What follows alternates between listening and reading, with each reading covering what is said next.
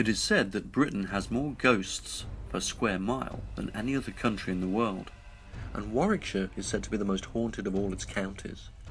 Be it black dogs that roam mysteriously, the reincarnation of lost souls, ghostly coaches and women in white, Warwickshire seems to have ghosts of all kinds throughout its long history. Shrieves House Barn in Sheep Street, Stratford-upon-Avon, is considered to be one of the, if not the, most haunted properties in the country.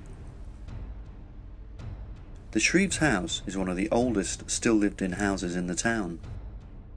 In the 16th century, the building was a tavern, and the tavern keeper, William Rogers, is said to be the inspiration for Shakespeare's character Sir John Falstaff.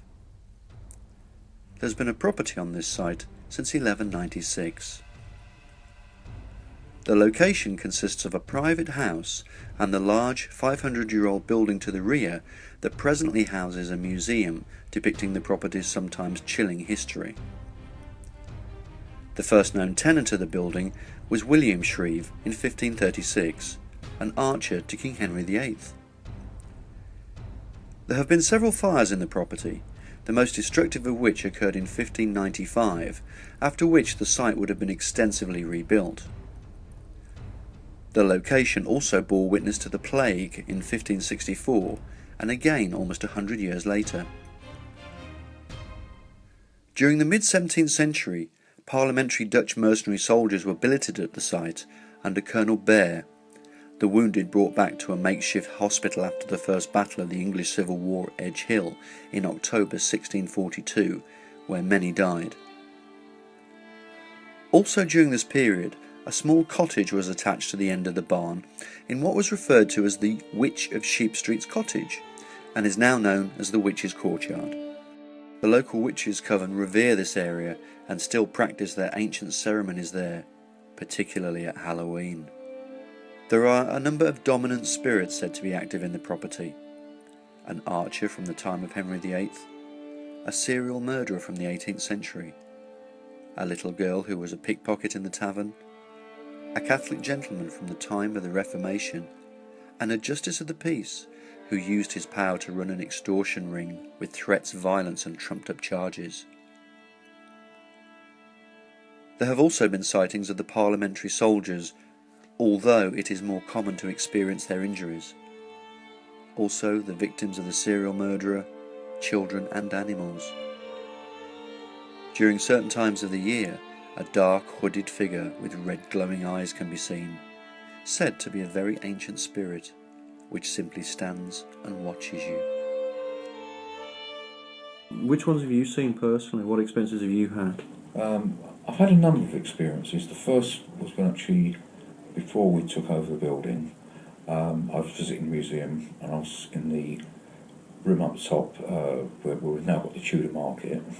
I was standing reading a board, display board, and I felt two distinct taps on my shoulder, quite heavy, that I thought were my wife. When I turned around, she was at least 10 foot away from me, and she could not have done that and backed off with the wooden floor. I was hosting a paranormal investigation in 2007.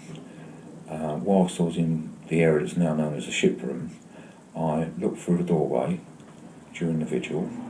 The medium was actually trying to work with the energy, and I saw a hooded figure with red eyes, which I have, after some investigation, been told that it's an elemental. It's not actually a spirit of a person, it is just a very, very basic energy, and it's only seen in this particular building in November and December.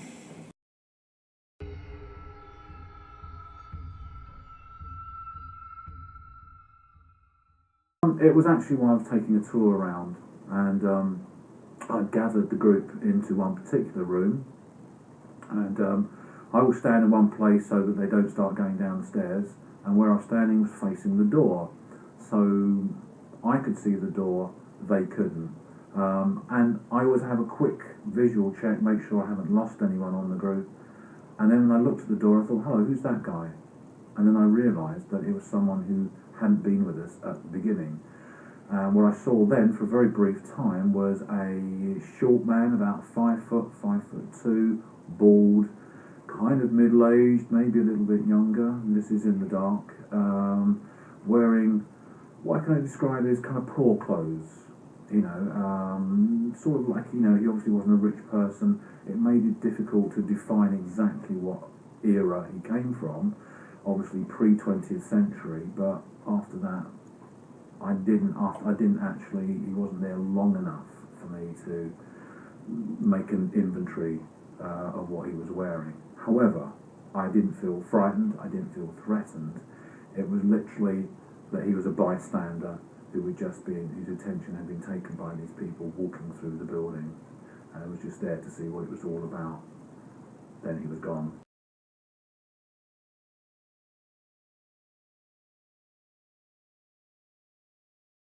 What made you want to spend the night in a haunted house? Curiosity. Total curiosity. Did you consider yourself religious or spiritual? No, totally open-minded. Not religious, not spiritual, inquisitive.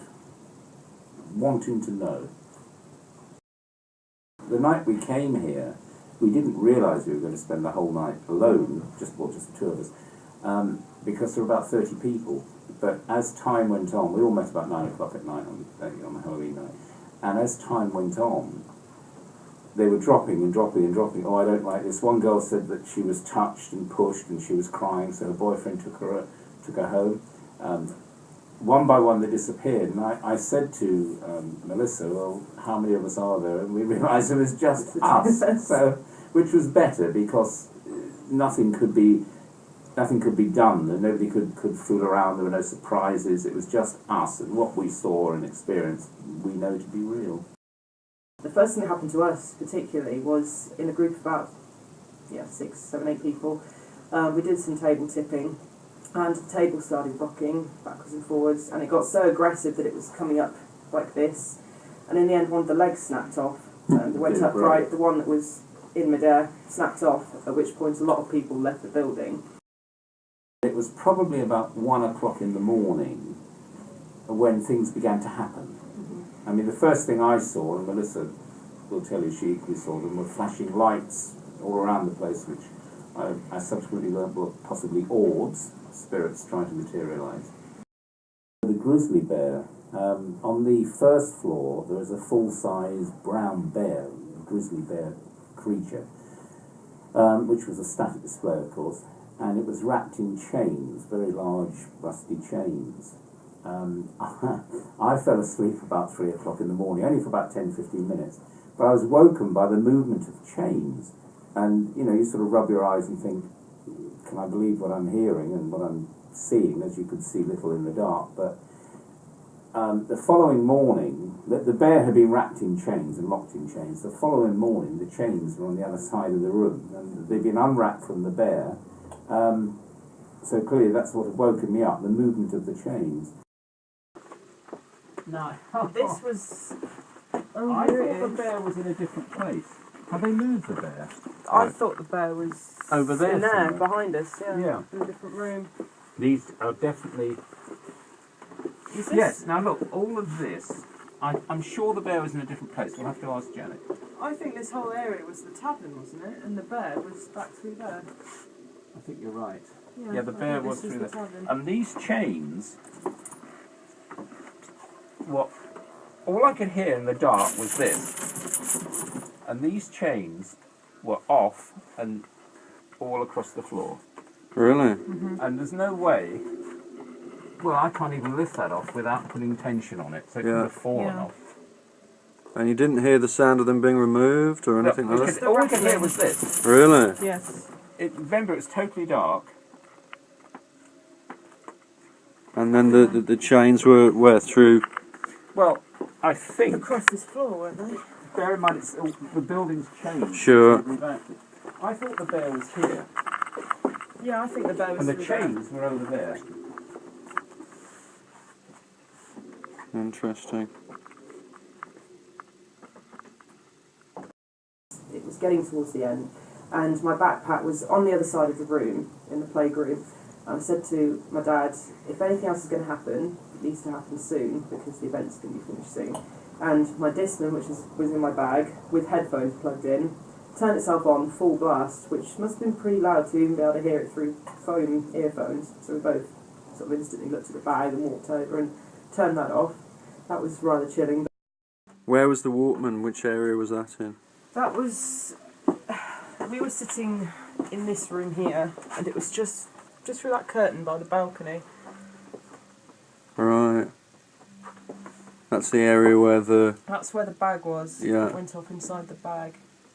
And that's the area where the guy is supposed to have hung himself, isn't it? Yes, Yes. yeah, that's where I felt very Which dizzy we didn't through know there. until the following day, of course. Interesting. But he didn't tell us anything, which is good, really, wasn't it? Yeah, Yeah, much better that he yeah, didn't. yeah, yeah. That we discovered things. Otherwise, it could be said, well, he already told you that. The other thing we experienced, which we didn't know at the time, we were told later, the building used to be a tavern, and we could smell stale beer, putrid beer, and smoke, cigarette smoke, pipe smoke, quite strongly.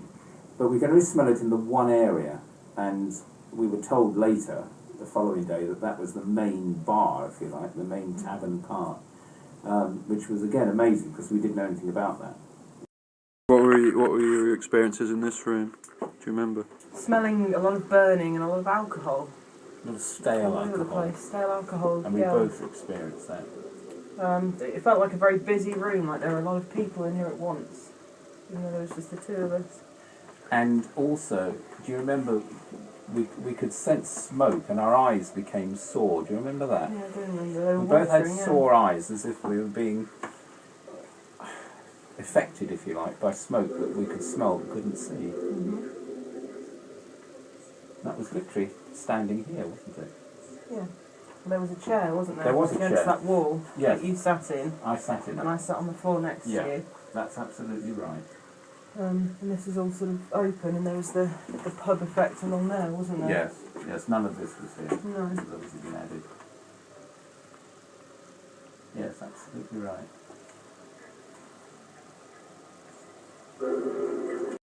You stayed obviously through the night till about sort of 7:30. Yes, yes, the proprietor came to get us at 7:30. Okay. Now this is the first time in 7 years you've been back Yes. to Shrieves Yes. House. Yes. But obviously that night has spurred an interest in this kind of field of research. Very much so.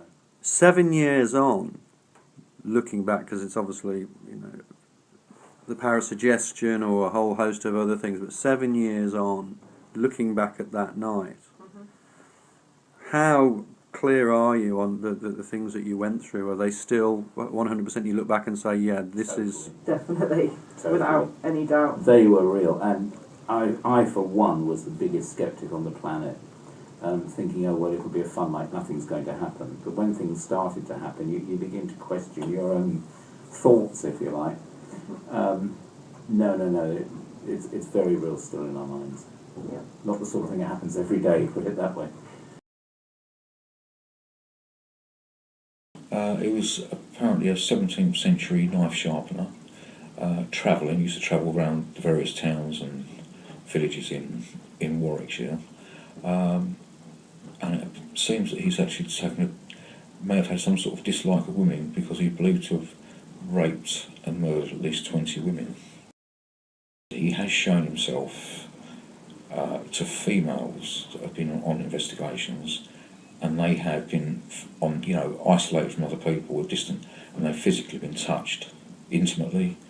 They've smelt his breath on them, which is very foul, as you can imagine. In the 17th century, they didn't have dentists, didn't have toothbrush or toothpaste, didn't wash, foul smell of stale beer, tobacco, not BO as well, touched their hair, touched them intimately, and his energy can be very oppressive and intimidating.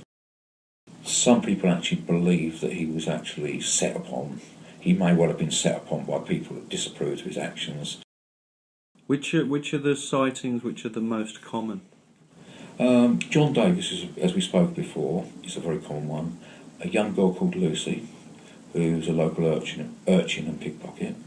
She's shown herself quite frequently, and we get sometimes people have their rings, like someone's fiddling with their rings or pulling on their coattails. As a young child would, She was believed to be about 8 or 9, but looks like she was 6 or 7, very undernourished, blonde hair. Could be quite playful. She was a pickpocket, so that's why we expected, things have sometimes moved and people have had to put something down, it's been found somewhere else. Unfortunately, she apparently came to a nasty end because she was injured badly in a fire, and her wounds became gangrenous and they thought she'd died. They sold her body to a local doctor who was studying anatomy, and when he made an incision on her stomach, she came out of the coma, but unfortunately died of shock. You had experiences as well with the little girl Lucy, was that right? Yes, on and off throughout the night I had my hands down by my side most of the night, and a lot of the time I felt like my fingertips were being touched, like I kept feeling a coldness going up my hand, and eventually after a couple of hours I kept saying my hand's going cold. Eventually the cold went across my entire hand and over the back as if someone was holding my hand, and I said to whoever was there at the time, it was before everyone had gone at this stage, whoever was left, I said I can feel someone's holding my hand. About 11 o'clock. And yeah, about that time, and they said, oh, maybe it's Lucy. And I said, well, who's Lucy? And Lucy is a young child who sort of circulates around some of the oldest buildings in Stratford. Didn't really think too much of it, so I thought, it could just be a draft or something.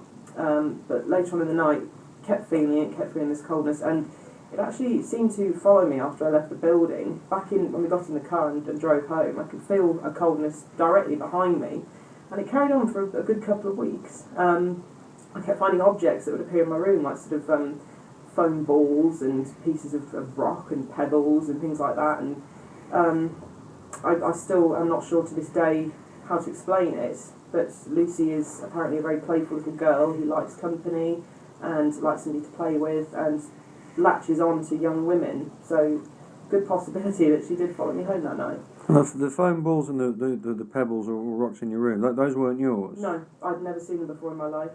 So they were just... I don't know where they came No, from. we still can't explain it, no.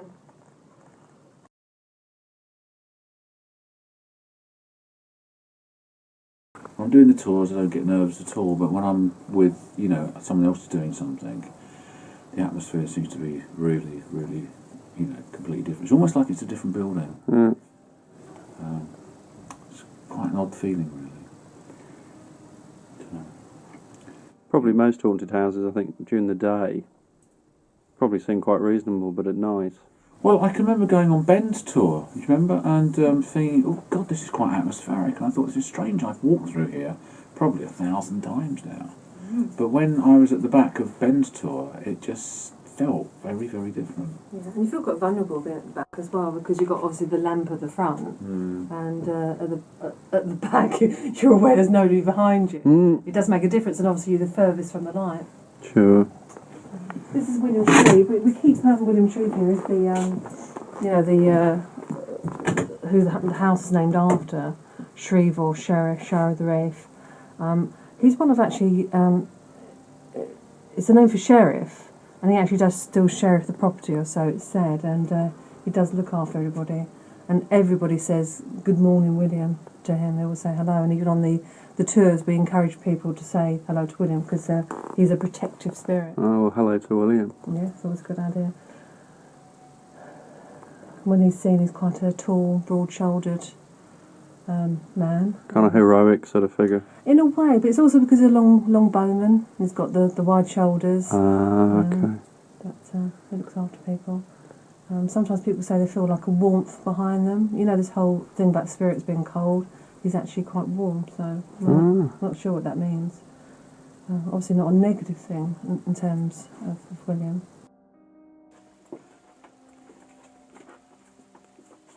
I'd probably call on little Lucy in here. And again, they're all everywhere, but there's certain areas that they favour. So she's been seen here lots of times on the ghost tours, sitting on the shelves. People reported afterwards, a little girl sitting on the shelf. Or even during the day, people said, I've seen a little girl with a little smudge on her nose, which could pertain to how she ended up in the fire of 1595. It's very strange. We had another person said, you know, you can't have children in there dressed up. It's against the law. And of course we said, well, we haven't got children dressed up in there at all. So she's actually... So they've actually seen her. She's actually the most seen spirit we have, actually. She's actually quite strong, even though she's a little girl. Maybe that's the reason, is because she's a little girl. They're isolated character and in need of family or friends, or looking at that kind of level, maybe. Yeah, it could be. I mean, she's very small. She looks like she's about 6 years old, but apparently she's more 8 or 9. Okay. But she's tiny down here. Again, I'll bring a little crystal up to see if she wants to play with that, because like any child, she does like to play. Yeah, cool.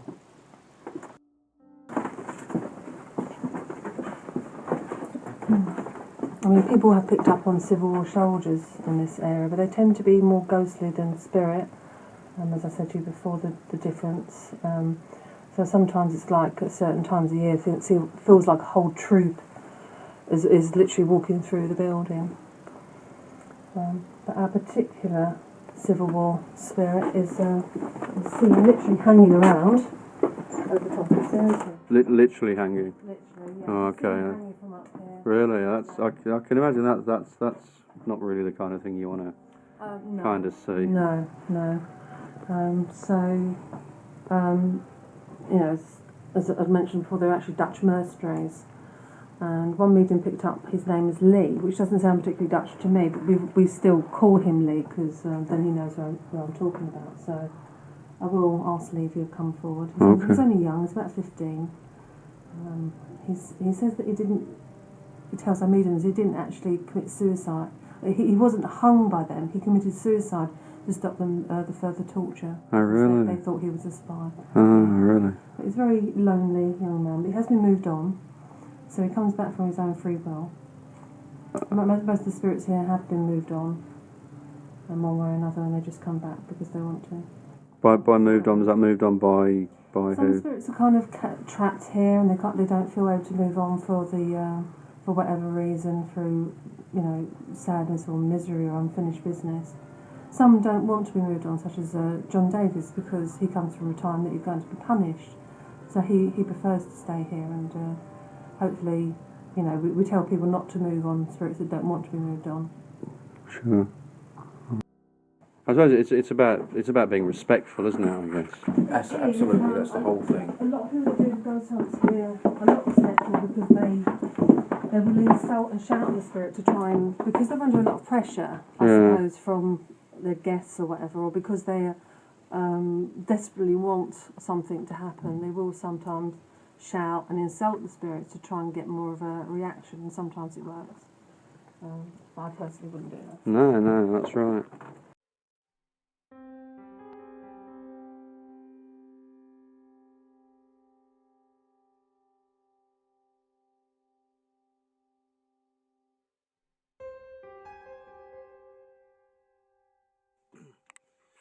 Okay, this is me coming up the stairs in what is reputed to be Britain's most haunted house, and it's 20 to midnight, and I'm now alone, and these are the various exhibits, and I think spending a night in a haunted house is probably one of those things that you should do at least once during your lifetime, really.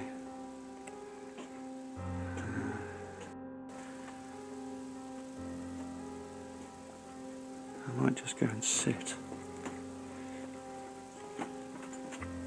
I might sit somewhere quiet, maybe.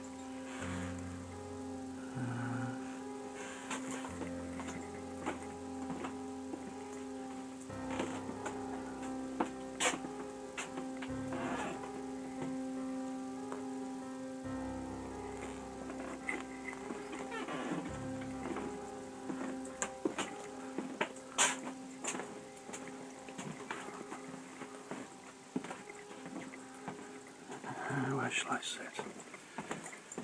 Let's sit here.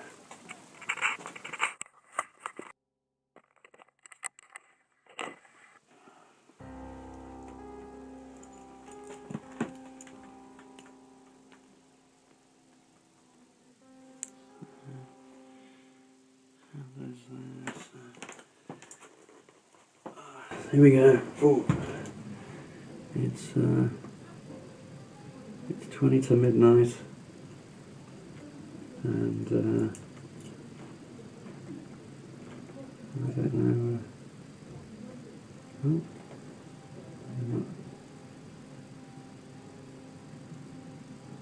Oh, that's interesting. Why is it doing that? We're holding them straight. Ooh, okay.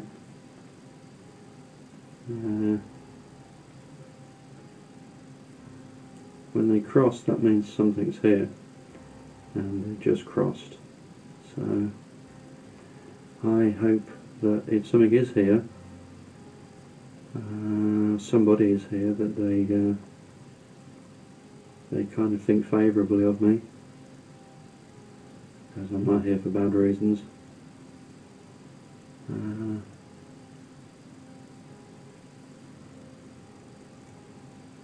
Okay.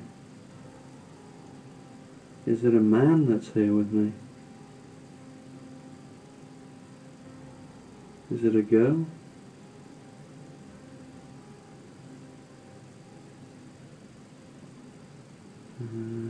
Okay.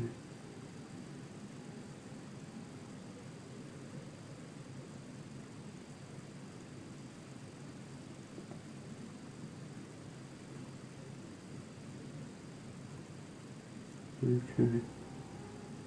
I mean, my hands are perfectly still, they're not moving.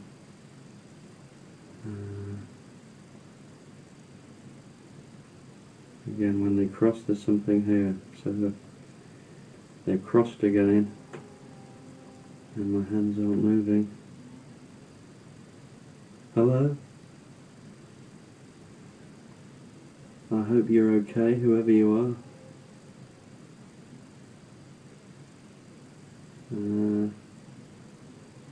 I don't know what to say.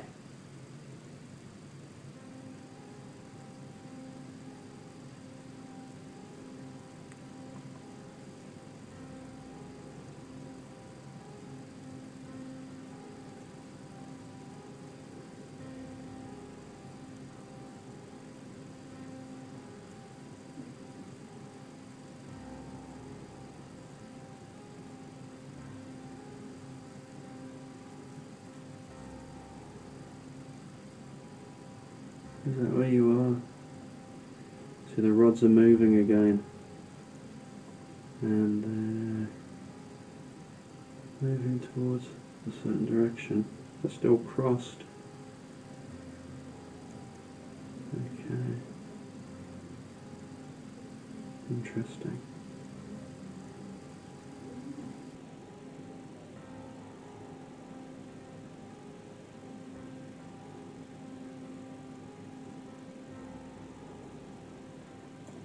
I'm curious as to the rods moving, because my hands, as you could see, were perfectly still. I'm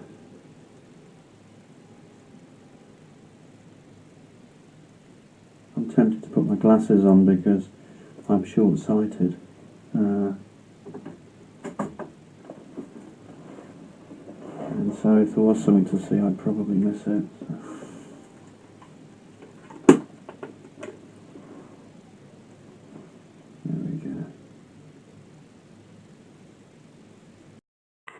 I've looked at my watch and it's midnight, which for any sort of age-old horror fans would know, midnight is the witching hour. I don't know if that's actually true, but it certainly is. It's the hour that we associate. I'm going to try and both film myself and sort of go for a bit of a wander.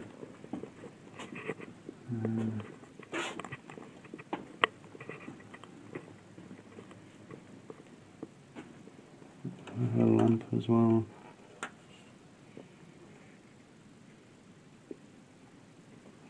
Can anybody hear me? If you can hear me and you know I'm here, could you make a noise? I'd appreciate that.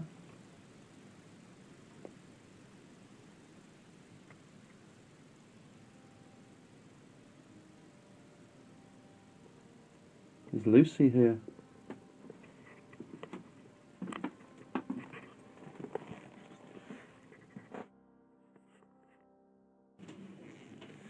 I'm tempted actually to turn the light off for a moment and to sit in the darkness. I think I shall bring the lamp a little bit closer. There we go. I'm going to turn there we go.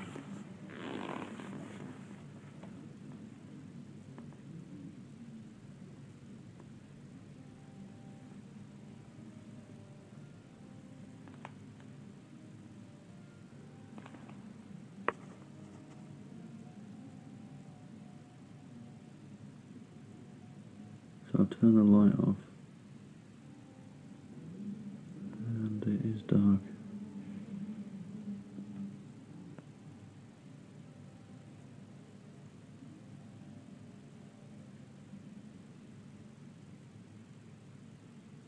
And I'll turn the light off not to test them or to provoke them, but maybe my light was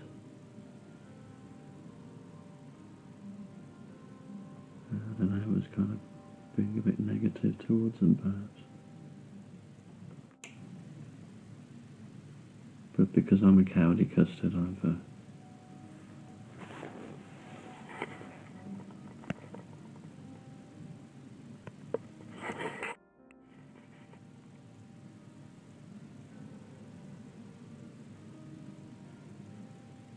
I just kind of heard something then as well. I don't know what it is.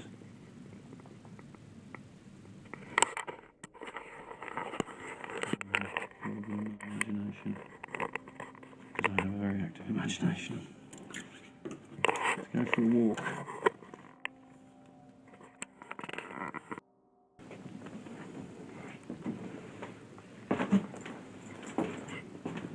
There was a sense of a presence in this room, which is the room where Mr. John Davis mainly frequents, and in here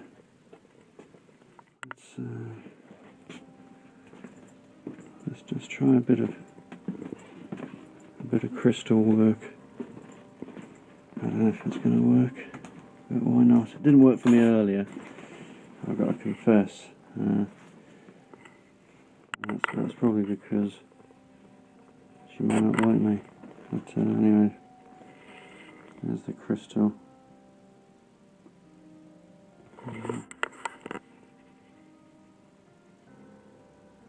Little Lucy's here. Hello. My name's David, and I hope you're okay.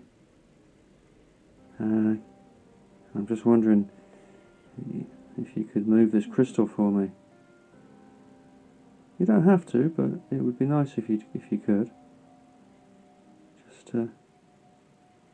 Just to give me a sense you're here. I'm not going to hurt you.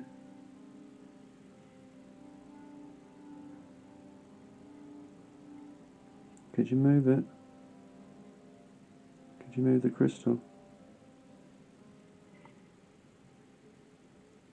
Just a little bit.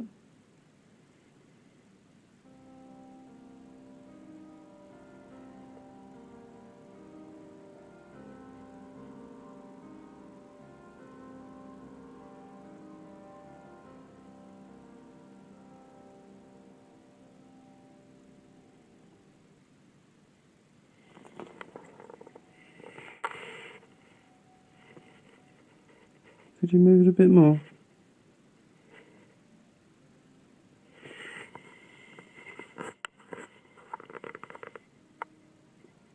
Could you move it some more for me?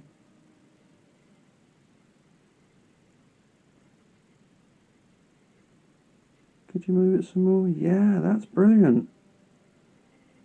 That is pretty spectacular. That is amazing. It's absolutely amazing, because my hand's perfectly still. As you can see, my fingers aren't playing any tricks. It's you moving it. That's brilliant. Can you do it some more? Can you do it some more? Wow. Okay, that's cool. That is pretty amazing. That is absolutely... wow. My hand has not moved. That's you doing that. Wow, do some more, go on then. Do some more, can you do some more? Look, backwards and forwards, wow, that's so cool. Wow, that's amazing. You're very clever. You're a very clever girl. Yeah, do some more. That is really clever. That is amazing. Wow, thank you so much, Lucy. You're very clever at this. You are very clever at this. It's fun, isn't it? It's fun. Can you make it go round and round? Can you make it go round and round? Could you? Can you make it go round and round for me?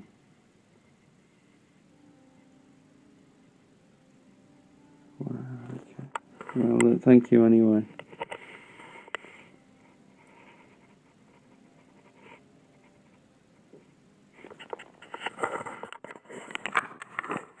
Wow, that was I wasn't moving it, wasn't playing any tricks, and earlier I tried it, and it didn't happen, and it did, and it moved by itself. Not by itself, because Lucy moved it. That's interesting, I have no explanation for that. That's, apart from the fact that it's Lucy that did it. Yeah. Thank you, Lucy.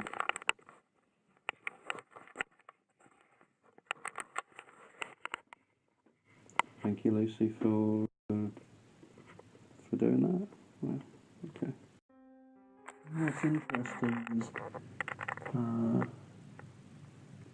it's kind of come through here towards the stair, and it's here. I'm really suddenly very cold.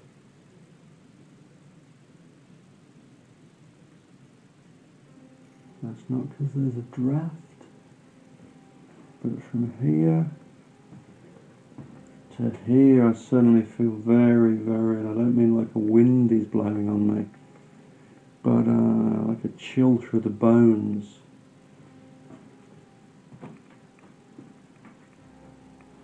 I mean, those are the stairs down there, so it's not from there, it's just here. It's just here, and it's really here,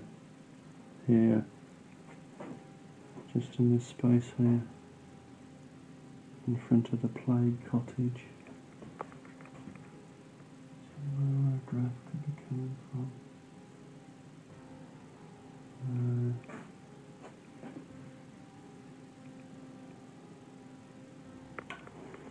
My lantern. I'm getting more light off the phone than I am off the lantern.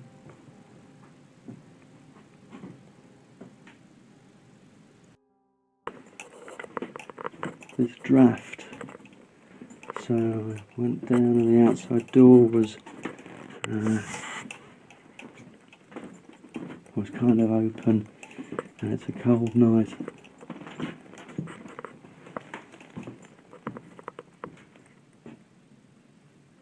No, it's still there. As soon as it's not a draft. As soon as I've walked back into this one area here, it's like cold in the bones.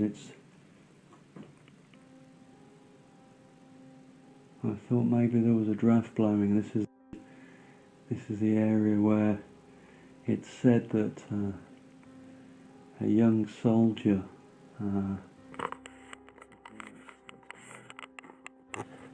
has been seen at times, and he's seen to be hanging, and apparently he was a soldier, and he committed suicide so that he wouldn't be tortured anymore. It's a terrible way to go for anybody.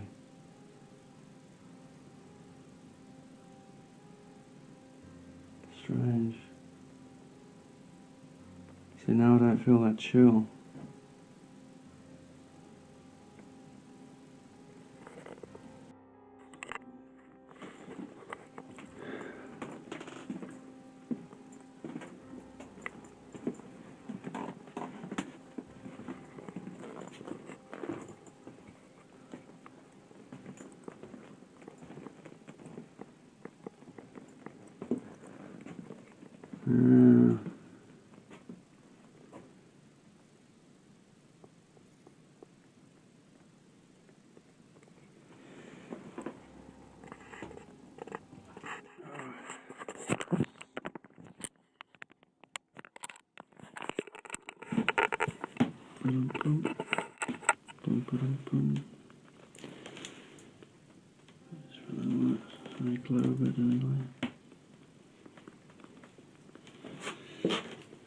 I'm really interested, and I'm going to give this a shot again.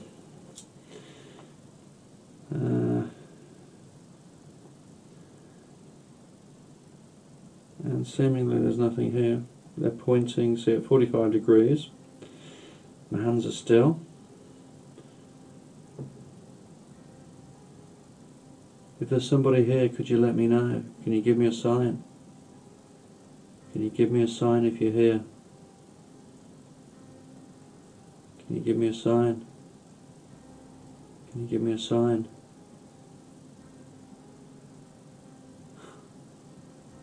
And they've crossed. The rods have crossed. My hands aren't moving, it's not a trick in the handle, these are old bits of metal and they've crossed, so that would signify that somebody is here.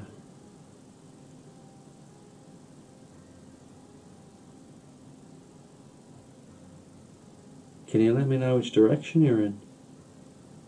Could you point the rods in the direction where you are, where you're standing?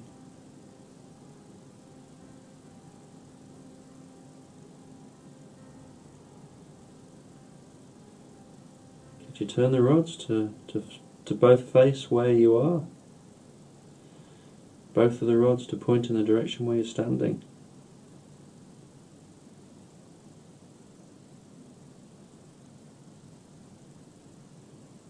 Can you do that? I'd be appreciative. I would appreciate if you could do that for me. If you could point to the direction you're in, both of the rods, I'd be appreciative of that.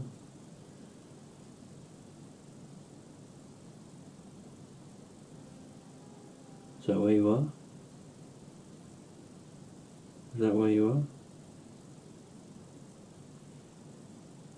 Hello, good evening. Well, good morning now, I should say. Thank you for showing me which direction you're in. Thank you.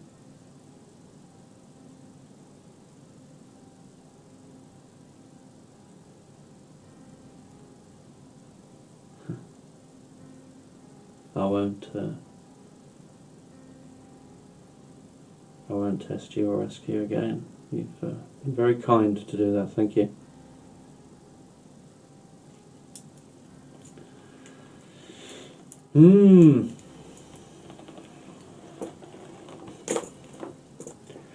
I'm not a scientist, so I can't give a scientific explanation for that, but it's interesting the fact that I asked a question and that question was answered in a very simple, for my mind, way. Interesting. Okay. It's 10 to 1 in the morning now, and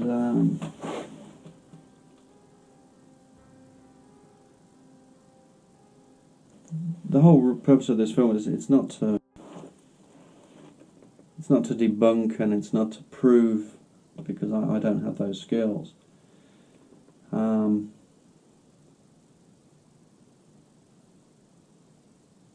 But it's interesting that with the crystal, because I tried it earlier when Janet and her brother came in, and she had the crystal and she asked Lucy to move it, and it did. And then I had a go and it didn't move at all. And I wondered whether that was because they didn't know who I was. And yet, once Janet and my brother had gone, and I was by myself, as you saw, I asked Lucy if she could move the crystal, and very kindly she did. And I've never tried anything like this before. I don't know anything about dowsing rods or crystals, and crystals I've always felt a bit, they're normally bought by middle-aged women that are into yoga. No offence to middle-aged women that are into yoga, but you know what I mean. So I don't know anything about crystals, what crystals do, what kind of crystal does what. But the fact that I asked her to move it, and she did, and it wasn't just, and it was moving a lot. And then I come into this other room, and I've asked what I believe is John Davis if he could move the rods to reveal that he was here, and they have, not just once but twice. I don't have an explanation for that, nor would I ever say it's anything definitive. I know there's magnetics in the world and all this kind of business, but it would lead me to consider it worthy of further investigation, that's for sure.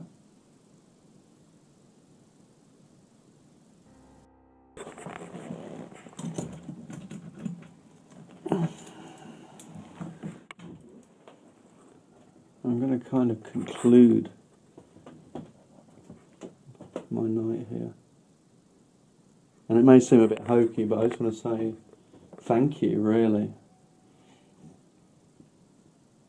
to whatever ghosts or whatever spirits are here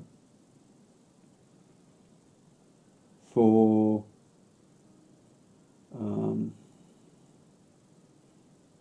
being kind to me, I guess, and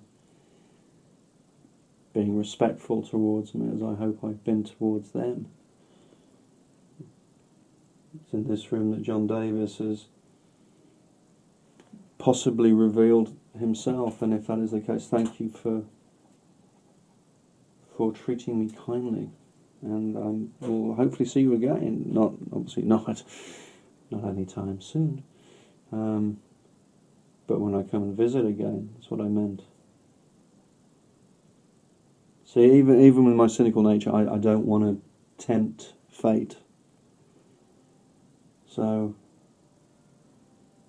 maybe I don't know, sometime in the future, maybe you will find peace.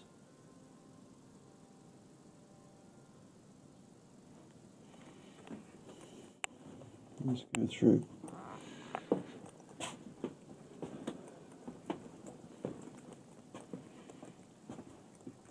This is in the room, I think little Lucy was. I think she likes this room, but it was in this room that the crystal, she made the crystal move. So Lucy, thank you, little soul. May you find peace as well.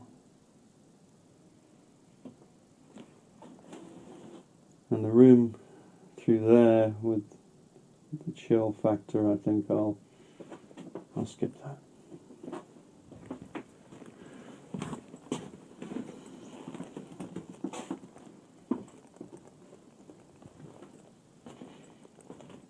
Take it easy, John. Take it easy.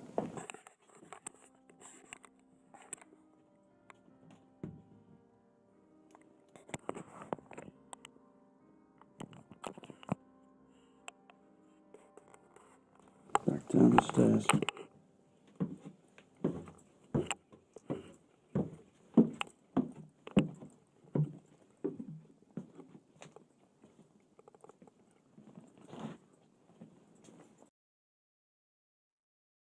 I'm not sure what I saw that night in Shrieves House, and it's not particularly conclusive.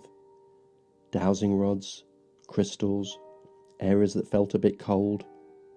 I didn't actually see anything. But do I think there were ghosts there? It's possible.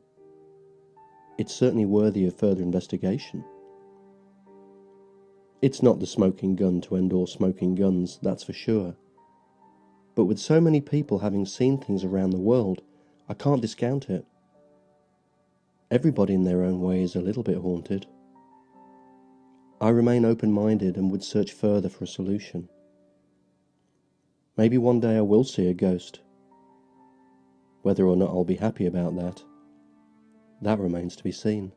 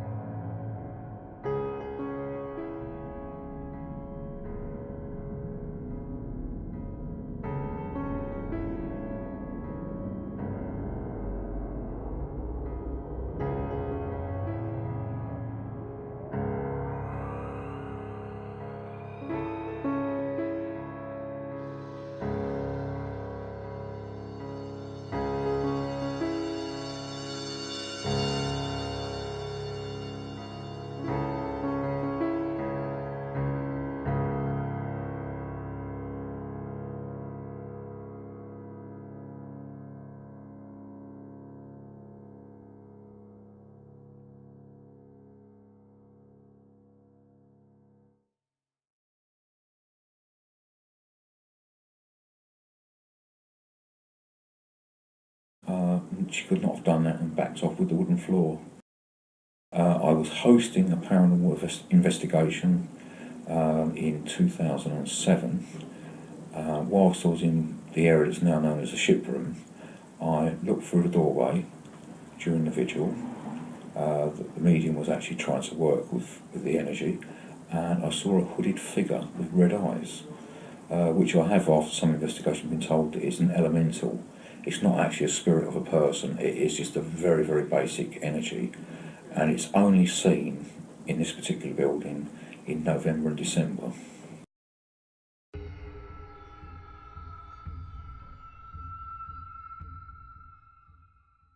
It was actually while I was taking a tour around, and I gathered the group into one particular room, and I will stand in one place so that they don't start going down the stairs, and where I was standing was facing the door, so I could see the door, they couldn't.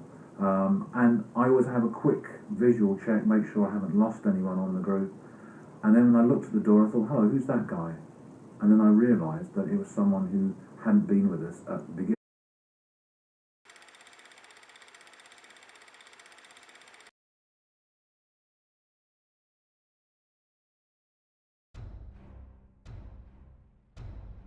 It is said that Britain has more ghosts per square mile than any other country in the world, and Warwickshire is said to be the most haunted of all its counties. Be it black dogs that roam mysteriously, the reincarnation of lost souls, ghostly coaches and women in white, Warwickshire seems to have ghosts of all kinds throughout its long history. Shrieves House Barn in Sheep Street, Stratford-upon-Avon, is considered to be one of the, if not the, most haunted properties in the country. The Shrieves House is one of the oldest still lived-in houses in the town. In the 16th century, the building was a tavern, and the tavern keeper, William Rogers, is said to be the inspiration for Shakespeare's character Sir John Falstaff. There's been a property on this site since 1196. The location consists of a private house and the large 500-year-old building to the rear that presently houses a museum. What I saw then for a very brief time was a short man, about 5 foot, 5'2", bald, kind of middle-aged, maybe a little bit younger, and this is in the dark, wearing what can I describe as kind of poor clothes. Sort of like, he obviously wasn't a rich person. It made it difficult to define exactly what era he came from. Obviously pre-20th century, but after that, I didn't actually. He wasn't there long enough for me to make an inventory of what he was wearing. However, I didn't feel frightened. I didn't feel threatened. It was literally that he was a bystander who were just being, whose attention had been taken by these people walking through the building, and I was just there to see what it was all about. Then he was gone.